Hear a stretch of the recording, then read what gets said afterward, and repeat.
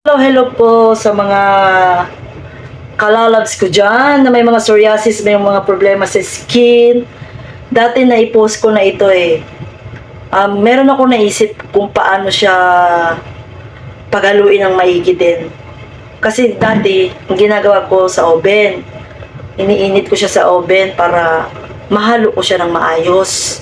Ngayon, minsan, tinatamad ako mag-oven, iniinit ko siya sa kalan. Kuha ko ng kaldero, doon ko isasalang yung mga pinangahalo ko sa petroleum na ito. At si Dermobate ointment. Meron na ako dating video kung paano paghaluin Nasa YouTube ko yun. YouTube channel. Ngayon, maikling lang to. Maikling yun, ihahalo ko siya. Sa pamamagitan ng naisip ko. Wow. Ganito yun. Nagyayaw-yaw ako, hindi pala naka-start yung ano ko. Yan, ang naisip ko. Magpakulo ng tubig, paghalo to. Kasi total melty na siya. Gusto ko lang siyang maluto, mahalo ng maigi. Itong dalawa na to. So, sa mga may psoriasis dyan, may skin problem, huwag po kayo matakot sumubok. Kung hindi naman hiyang, i-stop niyo po. Pero kung hiyang naman, sa akin kasi, hiyang ako, nakakatulong din siya. Ano pa sa budget, nakakabawas pa sa budget, nakakatulong din sa budget, di ba? Yun. Tapos na yung pag-iinit ko, lalagay ko siya rito. Ganito, ito yung naisip ko sa mga tinatamad din magluto ng ano, ng petroleum na may kasamang Dermobate. Ilulublob ko lang siya para matunaw bagong bukas. By the way, pwede mo siyang gamitan ng ibang petroleum jelly rin with aloe vera deep moisturizing. Kahit mga ano, Vaseline. Try niyo po. So, bukas na siya. Ito nga kung matutunaw siya. Yun. Para naman siyang natutunaw din. Nakita ko sa loob, oh. Aray ko, init. Ilalagay ito. Total, isang ano naman siya, isang garapon na may ilang ano ba to, grams. Basta malaking grams siya. Wow! Wow talaga. Ang ganda ng effect niya. Tingnan mo, oh. Naluto siya sa loob. Kasi plastic yung ano, yung lagayan niya, di ba? Parang sa ano.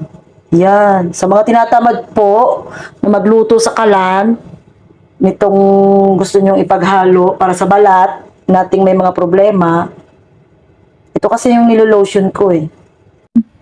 Tingnan nyo po yung resulta. Oh, di ba? Saka ko ilalagay si ano, bago ko ulit ilublob doon. Sa isang ganito, ilang ganito grams? 2 in 1. Alam ko 265. 425 ml. 425 ml pala siya. So, ito kasi, 30 grams. Hindi ko siya nilalahat. Ganyan lang. Yan. 1, 2, total ano siya? 3, 4, 5, 6. Kasi malaki siya eh.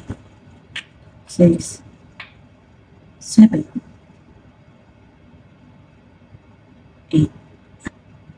Yung kalahati nito, ginagawa ko 6 na ano, drops. Gawin ko lang siyang 8. Kasi may yan. Yan. Babalik ko siya ulit dito. Ngayon medyo melty na siya. Natapon pa nga eh. Naguluin ko na. Pwede pala yun. So, ganito na lang gagawin ko. Sayang, matapon.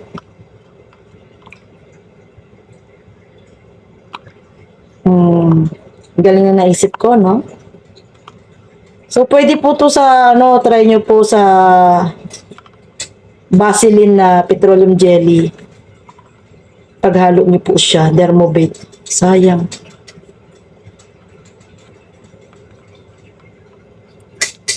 Walong drops itong 425 ml.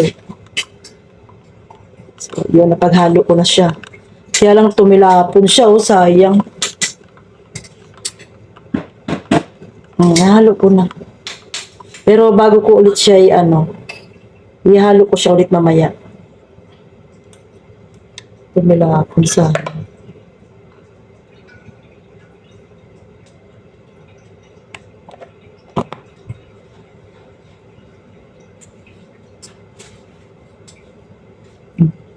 Melting na siya.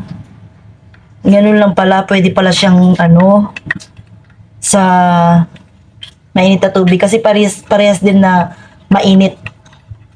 So, yun lang po. Sa mga gusto pong gumamit nito, try nyo po yung may mga problema sa balat. Try nyo rin po sa psoriasis, skin asthma, tapos yung mga allergy, tapos yung may mga problema sa mukha, mga tinitigyawat. Try nyo po. Sana po ay nakatulong ang video kong ito. God bless.